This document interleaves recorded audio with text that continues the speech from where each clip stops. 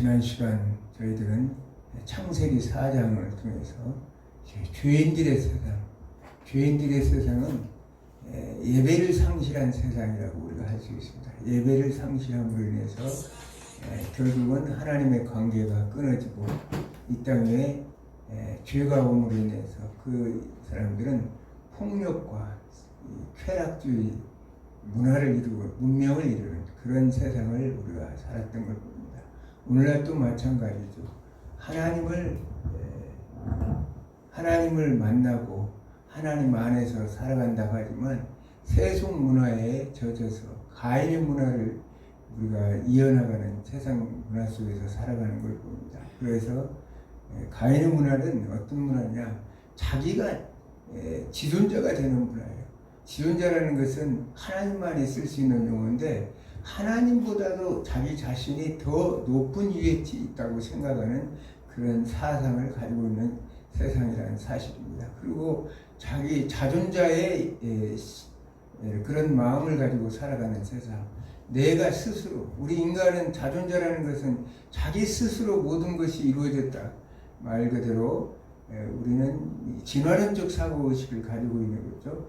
그러면서 결국은 창조주 하나님을 잊어버린 세대를 살아가는 사람들이 가인의 세계라고 우리가 생각할 수 있습니다. 가인의 세계는 이처럼 하나님을 잊어버리는, 창조주 하나님이 누군가를 잊어버림으로 인해서 독자적인 자기 세계를 구축하고 하나님을 무시하고 하나님을 적대시하고 하나님보다도 다 자신이 더 우월하다고 생각하는 그런 문화와 문명을 이루어가는 세상을 가인의 세상이라고 할 수 있습니다. 그래서 그런 세상 속에서 하나님께서는 오늘 보면 오늘 본문에 나올 수 있는 말씀은 하나님께서는 이 가인의 문화 문명, 폭력으로 뒤덮이고 성적 쾌락주의 속에 빠져있고 살인과 부정부패가 일삼는 이 세계 속에서 하나님께서는 원래 창조의 목적대로, 창조의 목적은 무엇입니까? 하나님 나라를 완성하는 것이죠. 그래서 비록 가인과 아담과 하와가 범죄했지만 그들은 이제 창세기 3장 15절의 말씀처럼 이 여자의 후손을 통해서 인류를 구속하시고 다시 구속할 계획을 통해서 하나님 나라를 완성할 계획을 세웠기 때문에 어떠한 악의 세력들이 존재한다 할지라도 하나님께서는 결국은 어떤 목적을 이루시는가? 바로 하나님 나라를 완성하고 만드는 거예요. 그러기 위해서는 뭐가 필요하느냐? 이제 아벨을 대체할 이 가인의 문화와 문명을 대체할 그런 새로운 인류를 만들어낸 것이 하나님에게는 필요했다는 사실을 우리가 알 수 있습니다. 그것이 이제 창세기 4장 25절에서 26절입니다. 자, 창세기 4장 25절에서 26절을 한번 읽어보겠습니다. 20몇 절부터요? 창세기 4장 25절에서 26절.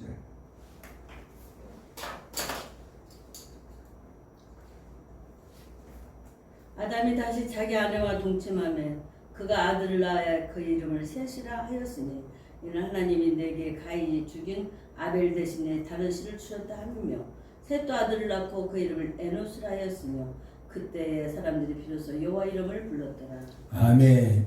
자, 보니까 이제 아담이 이제 다시 동침함에 아들을 낳았는데 이름을 셋이라 했다. 결국은 여기서 이제 아담의 계보를 이렇게 보면 첫째는 아담의 계보에 가인이 있죠. 아벨이 있고 그러면서 창세기 우리가 4장 14절에 보면 기타 자손이 있어요. 그러면 이 기타 자손은 가인과 아벨, 가인과 같은 계열이라고 이렇게 생각할 수가 있어요. 성경에서는 가인과 아벨과 나왔지만 그러나 우리 이 비다시라고 해서 비를 아벨이라고 하면 셋을 낳았는데 이거는 어떤 존재냐? 이 가인은 어떤 하나님의 형상을 잃어버린 예배를 하나님의 형상은 하나님의 지정을 잃어버리고 하나님 형상이라는 것은 하나님과의 관계성인데 그 하나님과의 관계가 끊어져 버린 그래서 예배를 상실해버린 세대가 가인의 세대고 기타 자손의 세대.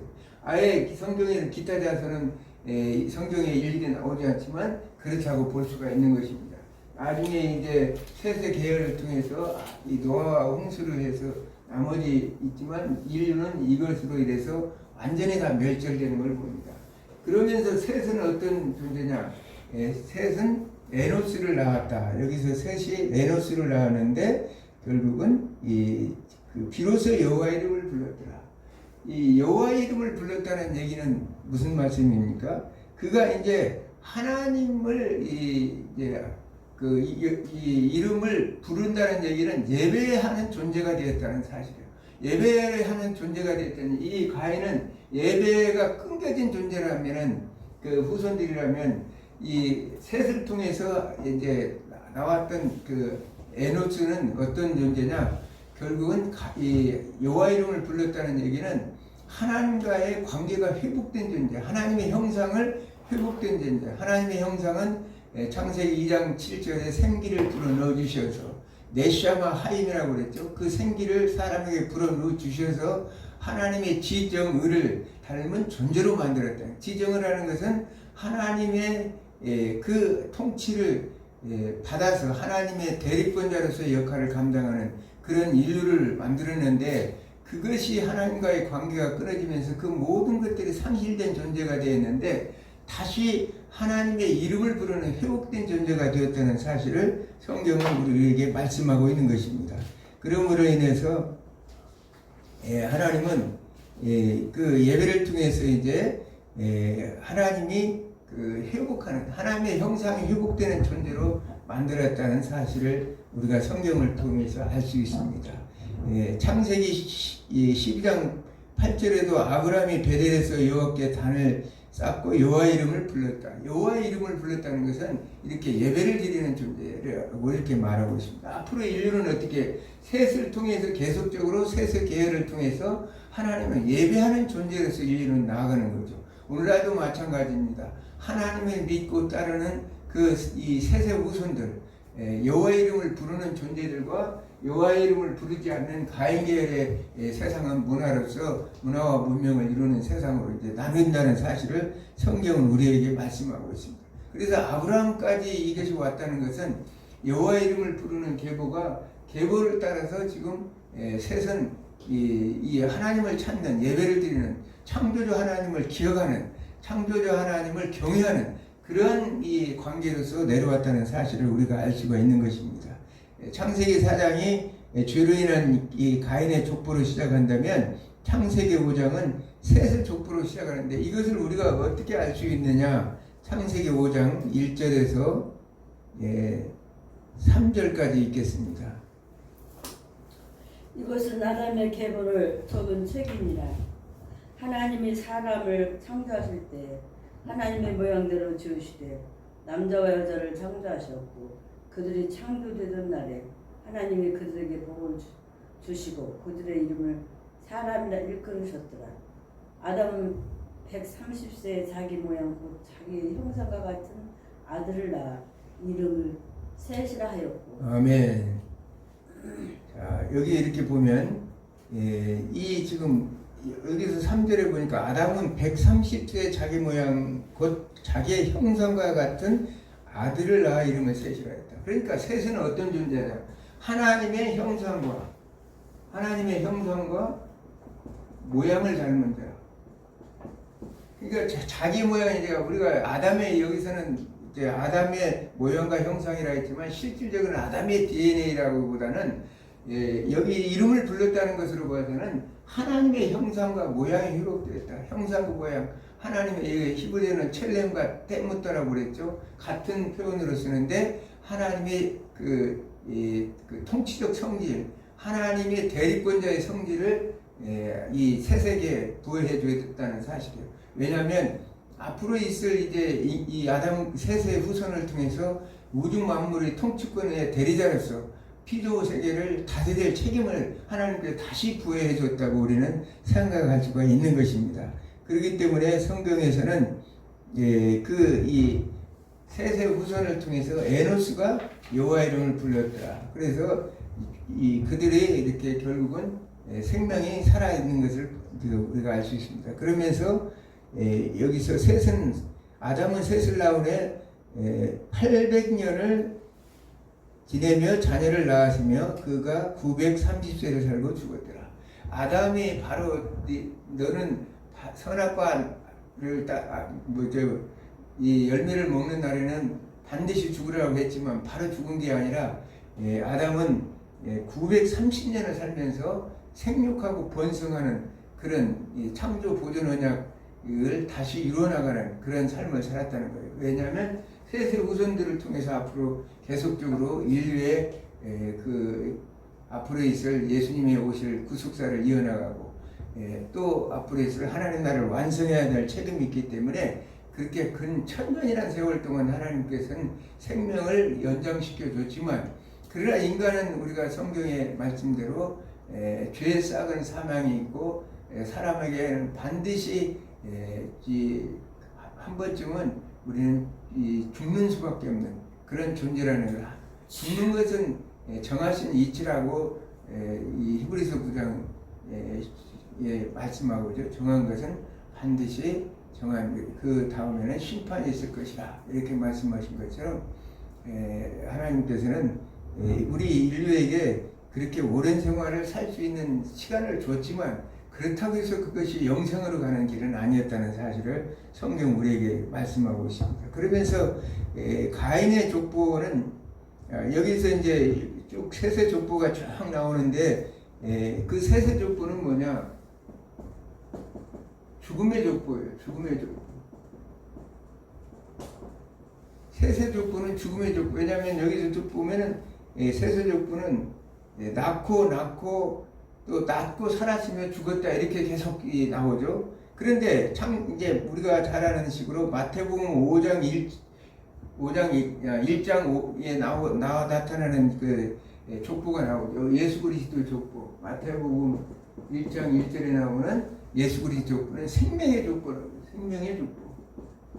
왜냐하면 거기는 죽음이라는 말이 안 나와요. 낳고 해서 예수 그리스도까지 이렇게 오는 족보를 얘기하고 있습니다. 그래서 우리는 예수 그리스도를 통해서 이 앞으로 영원한 생명으로 갈 수 있는 이런 족보에 속해 있는 존재라는 사실을 성경을 통해서 우리는 알 수가 있는 것입니다. 그런데 여기서 이제 창세기 5장 오늘 여기 제목처럼 하나님의 은혜를 입은 인류라. 그러면 어떤 자들인가? 여기서 보니까 우리는 에녹과 이제 노아라는 인물이 앞으로 이제 창세기 6장에 가서 노아는 더 확실하게 나오겠지만 창세기 여기 오늘 5장에서는 그 에녹이라는 인물이 나와요. 에녹이 그래서 창세기 5장 21절부터 24절까지 있겠습니다. 창세기 5장 21절에서 24절. 에녹은 65세에 무드셀라를 낳았고 무드셀라를 낳은 후 300년을 하나님과 동행하며 자녀를 낳았으며 그는 365세를 살았더라. 에녹이 하나님과 동행하더니 하나님이 그를 데려가심으로 세상에 있지 아니하였더라. 아멘.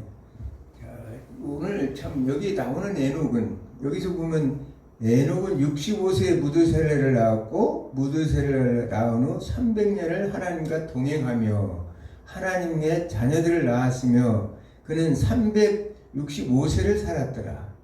에녹이 하나님과 동행하더니 하나님의 그를 데려가심으로 세상에 있지 아니하리라.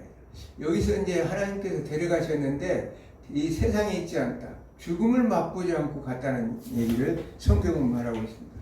성경의 대표적인 인물이 에녹과 엘리야인데 오늘 본문에 나오는 그 에녹은 하나님께서 그와 동행한 300년을 동행했다는 거예요.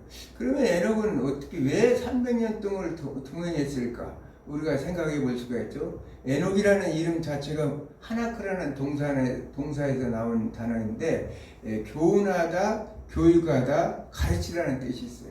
그래서 그 이름을 통해서 우리가 유추해 볼 수 있는 것은 에녹은 평생을 살아오면서 하나님의 말씀을 전하고 가르쳤구나 이런 생각을 우리가 할 수 있어요.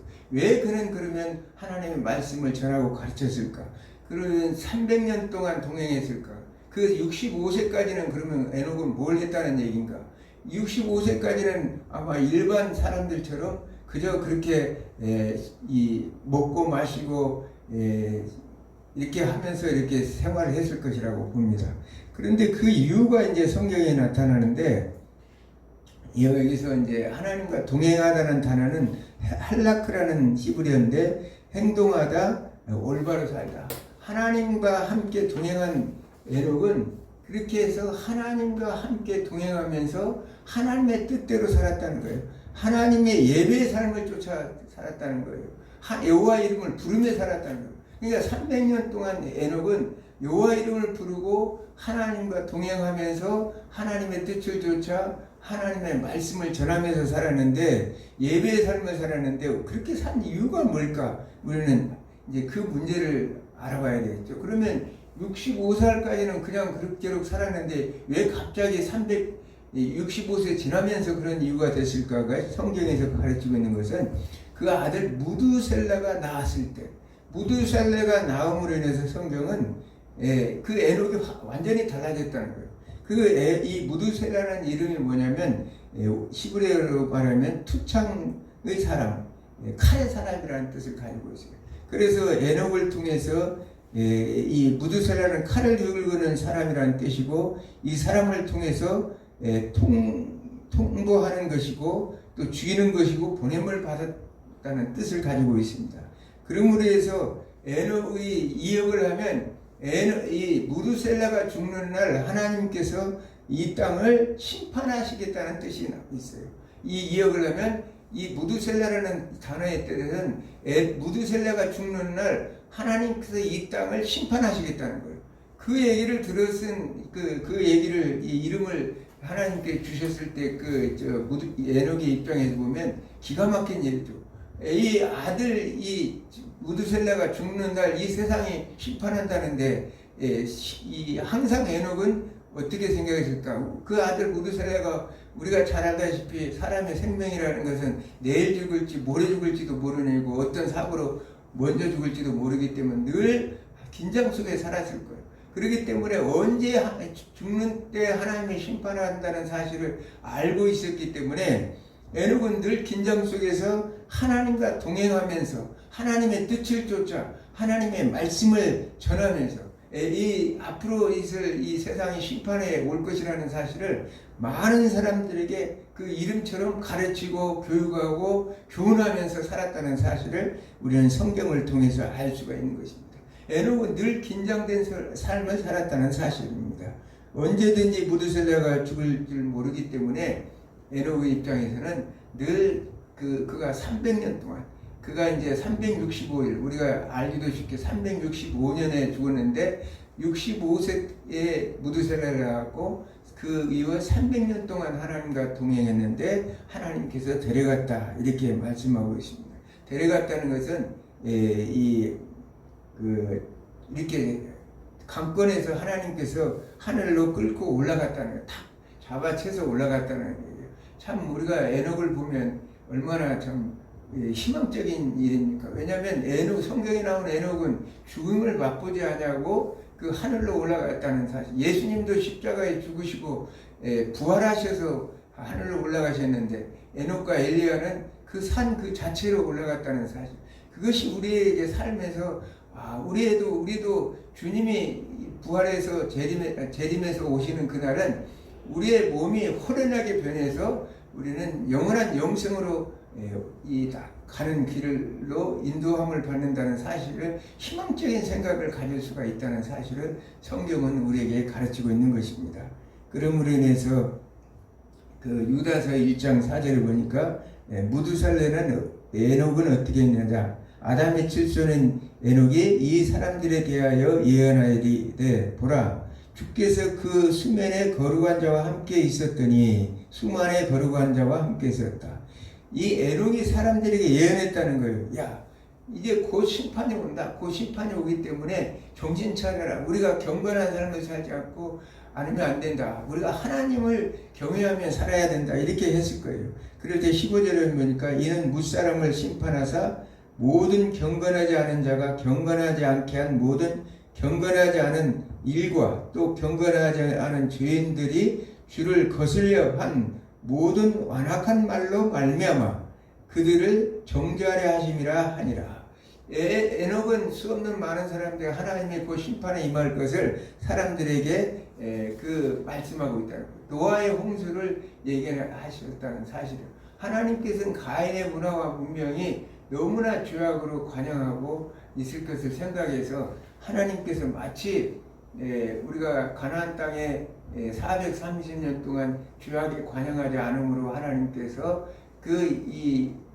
아브라함의 후손들을 애굽에서 보내서 430년 동안 그곳에서 성장할 수 있도록 기다렸다가 가나안 땅에 죄악에 관영하여 이스라엘 백성들을 그곳에 보내서 결국은 가나안 거민들을 쫓아내고 그곳에 이스라엘 백성들을 정착시킨 것처럼 하나님께서는 앞으로 있을 이 가인의 후손들에게 분명하게 하나님께서 심판하실 것이라는 사실을 성경은 말씀하고 있었다는 사실이에요.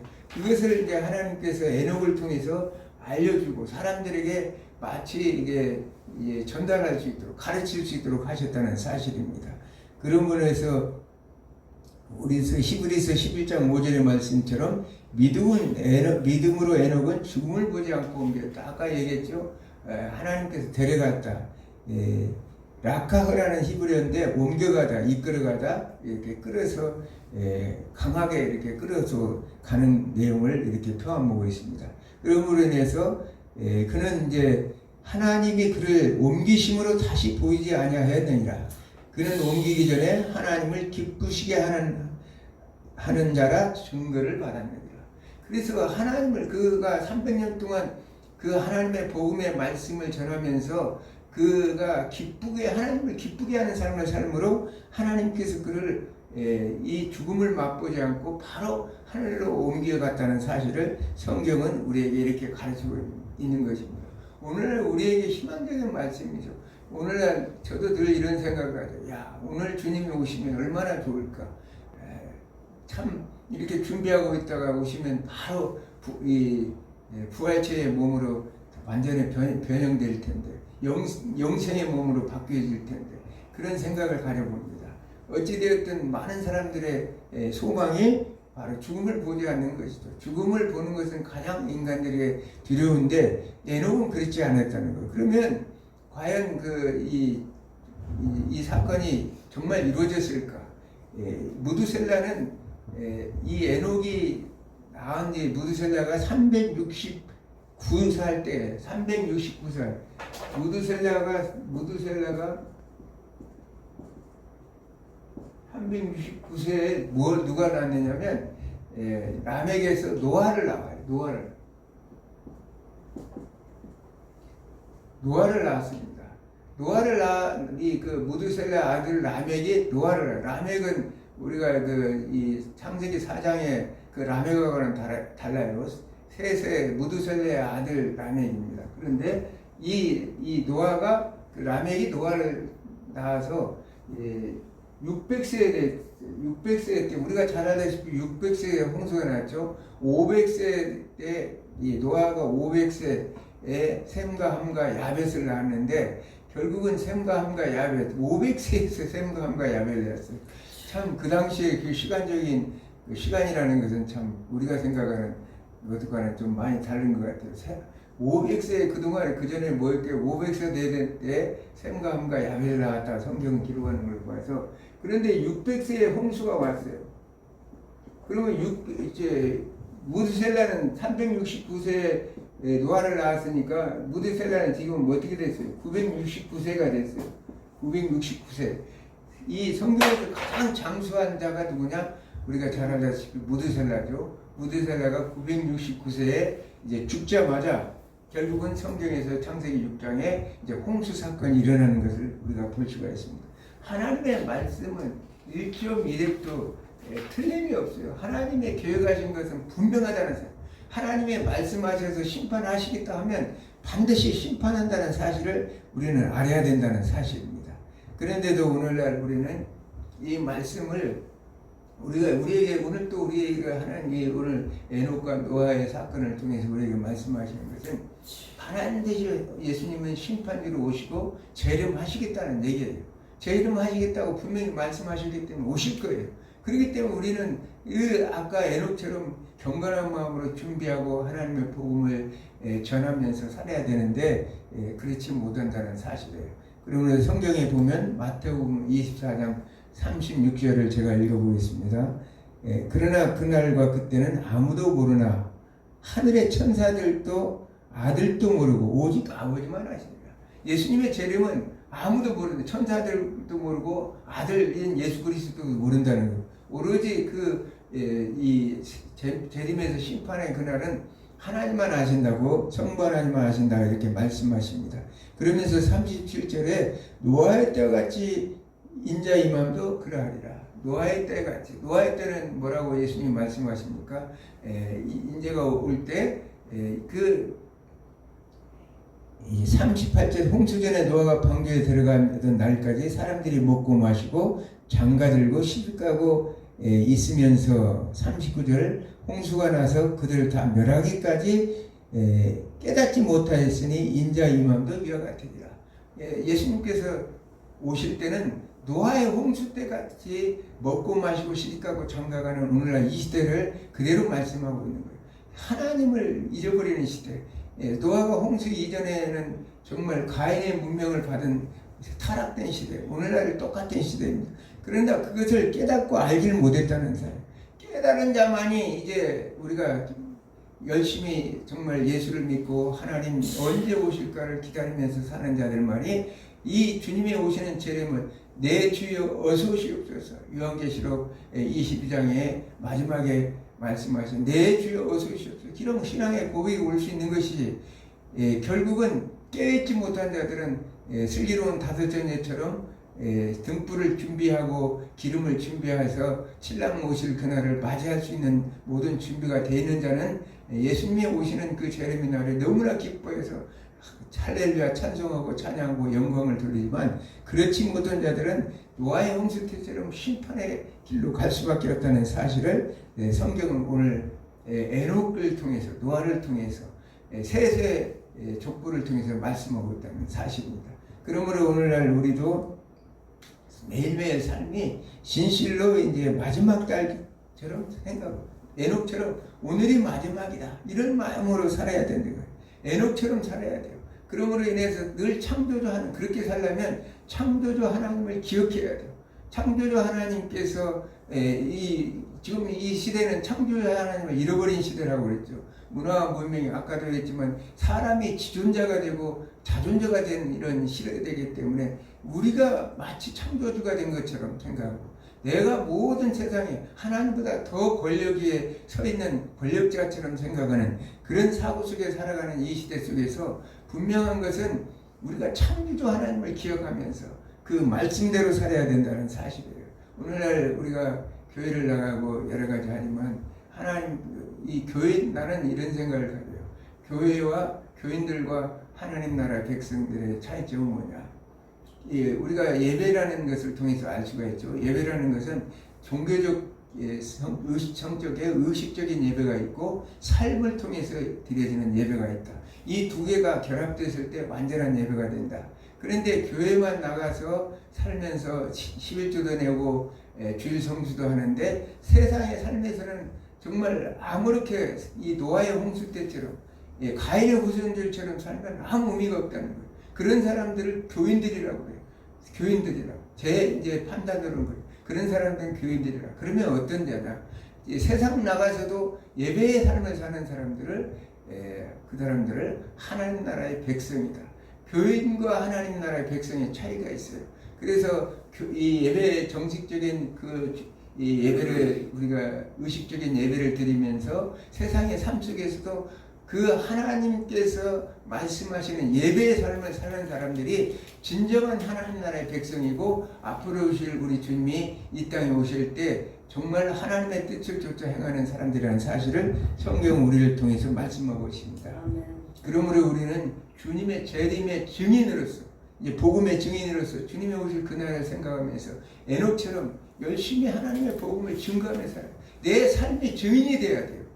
마레티스라고 그랬죠. 증인이라는 그 헬라 단어는 마레티스라. 아르티스라는 것은 순교자라는 뜻을 또 가지고 있다는 말씀을 순교자라는 말. 그래서 증인이라는 뜻도 있지만 순교자라는 뜻이에요. 그래서 우리는 순교자의 삶, 우리의 삶 하나하나가 향락 속에 빠져 세속적인 풍조와 풍조를 따라가서 공중권세 잡은 자들이 만들어놓은 이 우상의 문화 속에서 날마다 사는 것이 아니라 정말 그들과 피를 흘리기까지 싸워야 된다. 히브리서 12장 4절의 말씀처럼 영적인 전투를 불리면서 피 흘리기까지 싸워야 된다. 우리가 이 오늘날 개신교가 그냥 이루어진 게 아니에요. 예, 중세교회 로만 카톨릭으로와의 피 흘리기까지 전쟁을 통해서 생취한 것이 오늘날 하나님의 온전한 말씀이에요. 솔라 피데 오직 믿음으로 솔라 스크립트라 오직 말씀으로 솔라 그라티아 오직 은혜로 하나님의 이 종교 개혁자들의 부르짖음을 통해서 오늘날 개신교가 탄생한 것처럼 이 영적인 우리들의 모든 것을 위해서 세상 풍조와 싸워야 돼요. 근데 지금 세상 풍조와 타협하는 사람들이 얼마나 많은지 모릅니다. 한국교회 요즘 대형교회 목사님들 보니까 세상 풍조를 따라가 버리고 있어요. 그래서 지금은 그것이 하나님이 기뻐하는 하나님의 영적 정말 기뻐하는 예배의 삶이 아닌데도 그들은 세상적인 명예, 크기 그것만 이제 과신하고 살고 세상과 적당히 타협하고 연합하고 이렇게 사는 것을 봅니다. 우리가 낙타와 주인의 예화를 한번 들어보면 낙타가 사막에서 이제 주인의 텐트를 치고 자는데 저녁이면 엄청나게 춥기 때문에 결국은 우리가 너무나 잘 아는 예화죠. 그 낙타가 추우니까 주인님 내가 텐트에 조금만 얼굴만 좀 들어가면 안 될까요? 그래서 주인이 허락했다는 거예요. 그러다 보니까 이제 손, 발, 다리 그 다음에 이제 낙타가 결국은 몸뚱아리까지 다 들어왔다. 주인이 마음이 약해서 양보하다니까 결국은 그 낙타가 하는 말이 주인을 당신 내가 너무 좁으니까 당신은 나가서 자라고 주인을 오히려 쫓아냈다는 거예요. 그래서 주인 밖에서 추우면서 떨면서 주인은 잤다는 일화가 있죠. 어찌되었든 이런 이 속담이 있습니다. 그런 예화가 있는데 우리가 그래요. 세상은 우리는 사랑이라는 인권이라는 평등이라는 얘기로 해서 세속 문화를 우리가 죄악된 세속 문화를 그걸 용납하고 허용하면 결국은 아까 낙타와 주인꼴이 된다는 거예요. 오늘날 복음이 온전하게 사수하기에는 죄에 대해서는 단호해야 되고 냉정해야 돼요. 그것을 우리가 이 한정의 죄는 죄이고 끊을 것 사랑은 사랑이고 죄는 미워하되 사랑은 미워하지 말라는 말도 있지만 당연한 얘기죠. 그렇다고 해서 죄를 우리 하나님도 아닌데 우리 인간의 죄를 용서하고 그것을 다 포용해 버리면 하나님의 말씀의 복음은 완전히 사라질 수가 없어요. 이 세상은 완전히 가인의 문화로 다 잡힐 거예요. 그러나 어쨌든 이런 악한 세상 속에서도 노아의 홍수를 통해서 그 8가족이 살아남는 것처럼 셋의 후손은 예수님이 이 땅에 메시아로 오시고 앞으로 우리에게 셋의 후손이 이어진 것처럼 하나님 나라는 아무리 악한 세상이라도 이 그루터기는 남을 수밖에 없다는 사실을 말씀 안에서 하나님의 백성들이 남겨진 그루터기는 남을 수밖에 없다는 사실을 알아야 된다는 사실입니다. 이 험악한 세상 속에서 우리는 반드시 하나님의 뜻을 좇아서 이 세상을 향하여 우리는 믿음과 절개를 짓고 에녹처럼 주와 동행하다가 살다가 정말 주님 오신 날 내 주여 어서 오시옵소서 마라나타 하면서 환영하고 박수치면서 할렐루야 하는 그런 삶이 되기를 주님으로 축원합니다. 기도합니다.